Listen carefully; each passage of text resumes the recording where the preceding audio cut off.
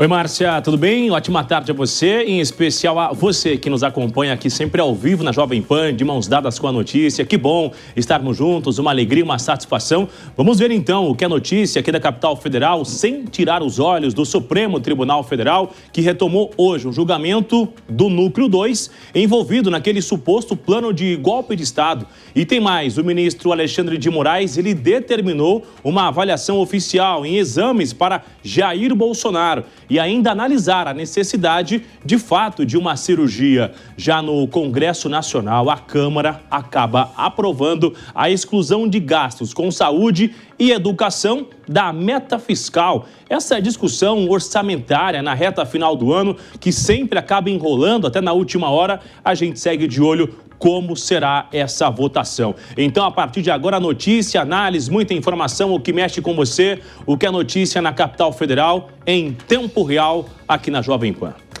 A gente já abre a edição de hoje, o nosso jornalismo da Jovem Pan segue acompanhando o inquérito de toda aquela situação do 8 de janeiro, de um suposto plano, um golpe de Estado, e hoje o Supremo Tribunal Federal retomou o julgamento do Núcleo 2, também considerado muito importante.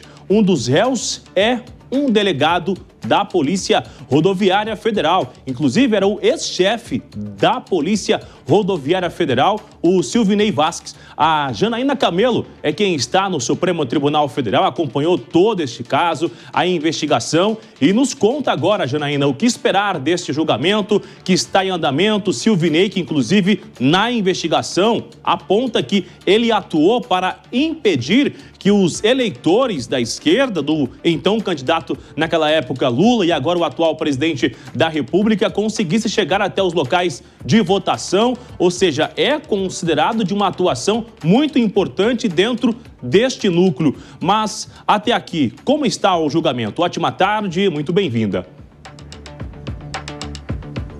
Ótima tarde para você também, Bruno, para todo mundo que assiste a gente aqui em tempo real. Olha só, o ministro Alexandre de Moraes, que é o relator desse caso, já votou. E ele votou para absolver um dos réus ali do Núcleo 2. São 6 réus ao todo, que inclui Silvinei Vasquez, inclui Felipe Martins, inclui figuras importantes que fizeram parte da gestão do governo de Jair Bolsonaro, viu? Mas ele, o ministro Alexandre de Moraes, votou para absolver Fernando Oliveira.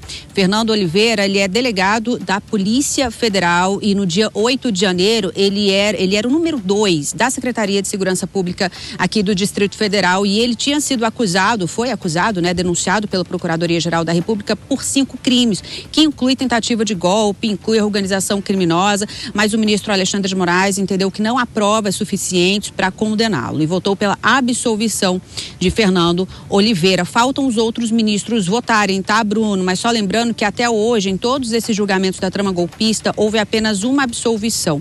Se caso os outros ministros acompanharem o voto do relator, essa vai ser a segunda absolvição.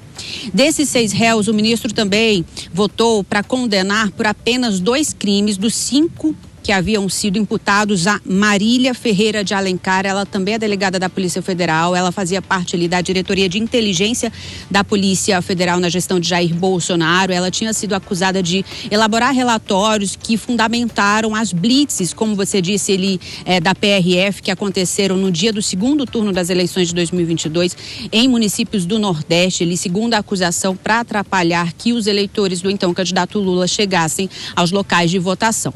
Dos outros réus, então 4, o ministro votou pela condenação de 5 crimes, porque todos os 6 foram denunciados por 5 crimes. Então, o ministro votou para absolver, outro ministro votou para condenar por 2 crimes, no caso de Marília, pelo crime de abolição violenta do Estado Democrático de Direito e organização criminosa. E os outros 4 pelos 5 crimes, que inclui Silvinei Vasquez. Quem são os outros 4 réus aí que o ministro votou para que sejam condenados por 5 crimes, incluindo tentativa de golpe de Estado? Felipe Martins, que era assessor especial de Jair Bolsonaro na presidência da República, ali cuidava dos assuntos internacionais do presidente da República, Silvinei Vasquez, ex-diretor da Polícia Rodoviária Federal, Mauro Fernandes, ele é general do Exército, ele foi o número 2 da Secretaria-Geral da Presidência da República na gestão de Jair Bolsonaro. Ele, inclusive, confessou que ele foi quem elaborou aquele plano que previa até assassinar autoridades, o plano Punhal Verde e Amarelo,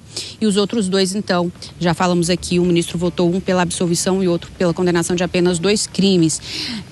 Bruna, a gente vai agora ouvir um trecho do que falou a ministra Carmen Lúcia durante o voto ali do ministro Alexandre de Moraes. Ela pediu a palavra e ela fez um comentário, a gente vai ouvir agora. Além desse exibicionismo que as redes oferecem, particularmente as redes, porque aí você fala com todo mundo, quem está falando, eu acho, presidente, que há algo mais sombrio, é a voracidade por um poder independente de legitimação. Exercício do poder não tem só bônus, aliás, tem muito mais ônus do que bônus, e as pessoas precisam de voltar a acreditar nisso, que é servir ao povo e não se servir do povo. O que se diz de uma ditadura que se quer afirmar que é pelo povo, mas sem o povo. É isso uma ditadura. É o silêncio ditatorial. É exatamente isso que o ministro relator descreve nessas passagens.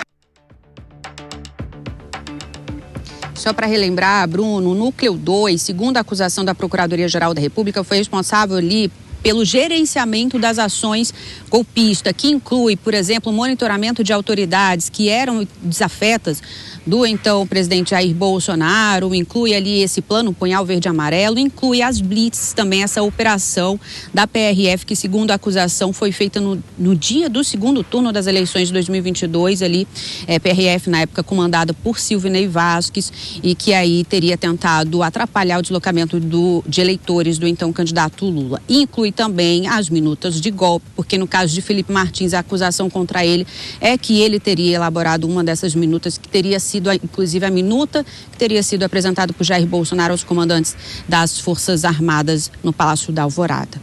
Bruno, esse julgamento ele vai ser retomado daqui a um pouquinho com o restante dos votos e a intenção é que esse julgamento já seja concluído ainda hoje, viu? É com você, Bruno e Márcio. A gente vai ficar de olho, acompanhando, assim que essa atualização for acontecendo, se os outros ministros vão também acompanhar o ministro relator, Alexandre de Moraes, inclusive pela absolvição de um desses réus, que também é um servidor da Polícia Federal, assim como Silvinei Vasquez, que também é servidor da Polícia Rodoviária Federal, e os seus advogados alegaram que ele só recebia e executava ordens do ex-ministro Anderson Torres, que também era da Polícia Federal, mas então era o ministro da Justiça, inclusive também condenado. Janaína Camelo volta logo mais com outras informações. Quem está chegando agora, estamos repercutindo então esse julgamento em andamento no Supremo Tribunal Federal. Vamos já iniciar a nossa rodada de análise com o Diego Tavares, que também nos faz companhia e nos junta-se a nós também aqui em tempo real. E aqui, Diego, quero ouvir de você essa execução, então, lá da campanha eleitoral, o que é colocado sobre a responsabilidade de Silvinei Vasquez, que ele estava só cumprindo ordens de Anderson Torres. Isso diminui a sua condenação? Quanto tempo de prisão para Silvinei, o ex-diretor, quando ele diz que estava só cumprindo uma ordem de Anderson Torres, ou a essa altura do campeonato nada vai alterar o jogo e somente o entendimento dos ministros da primeira turma? Olha, Bruno Pinheiro, eu acho que dificilmente nós teremos uma alteração no entendimento. Uma boa tarde a você, muito bom revê-lo depois das suas merecidas férias. Uma boa tarde a Márcia Dantas e a todos que nos acompanham nessa tarde aqui em tempo real. Eu, sinceramente, não acredito que nós tenhamos grandes novidades nesse julgamento do Núcleo 2, até porque todo o empenho midiático que se faz em torno desse caso, Bruno, tem, de certa forma, ganhado uma certa retração em razão do trâmite avançado no Congresso Nacional do PL da dosimetria. Sempre bom lembrar que todos esses casos que estão sendo julgados, todos esses núcleos da trama golpista, assim como os manifestantes do 8 de janeiro, seriam beneficiados com os avanços do projeto de lei da dosimetria, que ainda há uma esperança. O próprio relator Espiridião Amin disse isso há alguns dias, de que algum senador apresente uma emenda que converta o projeto novamente em anistia, mas o fato é que, com isso, muito possivelmente, os ministros passem a adotar o seu entendimento já consolidado em relação a esses réus, que é, de fato, a condenação com as penas duríssimas. Afinal de contas, não é esse mais o foco do debate. O foco do debate atualmente tem sido como que esse caso será corrigido via parlamentar, se pela via da dosimetria ou se pela via da anistia. Então, eu acredito na manutenção do entendimento que tem pautado todos os demais julgamentos, como eu disse, condenação e penas pesadas, tanto para Silvina Vasquez quanto Felipe G. Martins e todos os outros integrantes deste núcleo aí, à exceção, claro, de quem já recebeu a absolvição, como nós repercutimos agora. Obrigada. A gente continua também agora falando com o Jesualdo Almeida. O Diego Tavares deu a opinião dele. Jesualdo, você acha realmente que a linha dura, então, dos ministros vai continuar, mesmo com a Câmara batendo muito forte na questão da dosimetria? Vai ser como uma resposta. Olha, vocês estão tentando fazer isso por ali, mas aqui a gente vai ter o mesmo peso e a mesma medida para todo mundo. Boa tarde, Márcia. Boa tarde, Bruno. Boa tarde, meu amigo Diego. Sempre com lúcidos comentários.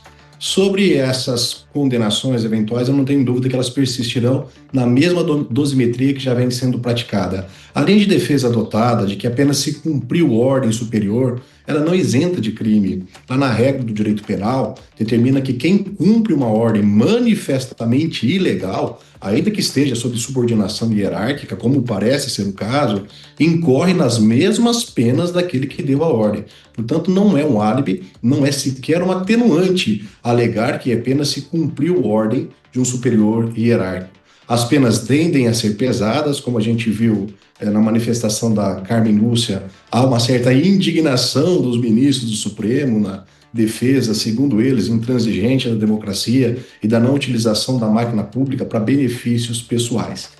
Uma vez dada a pena, depois da regulamentação dessa dosimetria, como bem lembrou o Diego, ficará ao encargo do Senado agora, o Senado que analisa o projeto de lei da dosimetria que foi remetido para a Câmara. E em razão dessa análise do Senado que nós estamos numa encruzilhada, não sabemos exatamente o que acontecerá, porque o Espiridião Amin deu sinais trocados. O relator no Senado deu sinais trocados, dizendo que dessa dosimetria pode inclusive redundar numa anistia ou quem sabe até na diminuição da dosimetria, porque na palavra dele, nas palavras de Espiridião Amin, da forma como foi colocada essa dosimetria, alcança não apenas os crimes do 8 de janeiro, mas todo e qualquer outro crime que possa também ser ali enquadrado. Então, a se ver como se desenvolverão os trabalhos no Senado.